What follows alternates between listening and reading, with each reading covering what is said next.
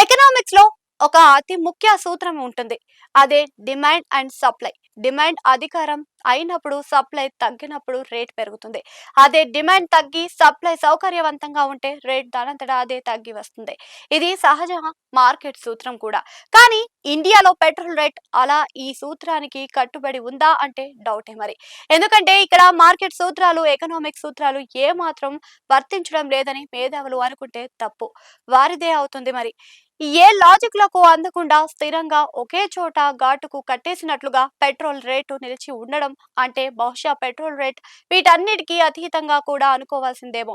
దేశంలో petrol, diesel రేట్లు పెరిగాయి. దాని ప్రభావం సాధారణ ద్రవ్యోల్బణం మీదనే కాదు, ఆహార ద్రవ్యోల్బణం మీద కూడా ముడిపడి ఉండి పెను భారంగా చూపిస్తుంది. ఎందుకు పెరిగింది అంటే అంతర్జాతీయ పరిణామాలు అన్నారు. హార్మోజ్ జలసంధి వద్ద లాక్ చేశారు. మరి ఆ చమురు నౌకలకు లంగర్ పడింది అని కూడా అన్నారు. అందుకే ఈ అధిక ధరలు అన్నారు. సర్లే పోన్లే అని ఆందోళన చెందని ప్రజలు సర్దుకున్నారు. ఇప్పుడు చూస్తే హార్మోజ్ జలసంధి కలకలలాడుతుంది అనే వార్తలు వస్తున్నాయి. అంతర్జాతీయ మార్కెట్లో ముడి చమురు ధరలు కూడా ఏకంగా 4 నెలల కష్టానికి పడిపోయాయి. అయినా సరే దేశంలో పెట్రోల్ ధరలు ఎందుకు తగ్గడం లేదు అంటే ఆలోచించాల్సిందే మరి. క్రూడ్ ఆయిల్ ధరలు ఇంటర్నేషనల్ మార్కెట్లో పెరిగినప్పుడు దేశంలో పెట్రోల్ బాధుడు బాధేశారు. మరి అక్కడ దారుణంగా తగ్గిపోయింది. అయినా బాధేసిన పెట్రోల్, డీజిల్ రేట్లు వెనక్కి వెళ్ళమంటున్నాయి. నెటిజన్లు అయితే ఇదే పాయింట్ పట్టుకున్నారు. అన్ని లెక్కలు చెబుతూ ఎందుకు తగ్గదు రేట్లు అని ప్రశ్నిస్తూ ఉన్నారు. తగ్గాలి కదా, పాయింటే కదా అని అంటున్నారు కూడా. లాజిక్ కూడా ఉంది కదా అని అంటున్నారు. ఇక పెట్రోల్లో 100% ఉండడం లేదు. E20 పేరుతో ఎథనాల్ ని 20% మిక్స్ చేస్తున్నారు. ఆ లెక్కన తీసుకున్న 20% అయినా రేట్లు తగ్గాలి కదా అని వాహనదారులు అడుగుతున్నారు.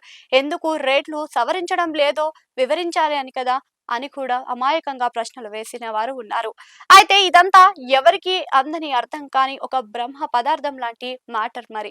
కరోనా ముందు ఇండియాలో లీటర్ పెట్రోల్ ధర 70 రూపాయల లోపు ఉండేది. అప్పట్లో కరోనా వల్ల ఇబ్బందులు, ఆర్థిక సంక్షోభం సవాళ్లు అంటూ పెంచుకుంటూ పోయారు. ఆ తర్వాత అంతా చక్కబెట్టిన 108 రూపాయల లీటరు అన్న పెట్రోల్లో రేటు అలా బంకుల్లో బోర్డు మీద చూపిస్తూనే ఉంది. ఈ మధ్యలో అంతర్జాతీయంగా చమురు ధరలు పెరిగినవి, తగ్గాయి కూడా.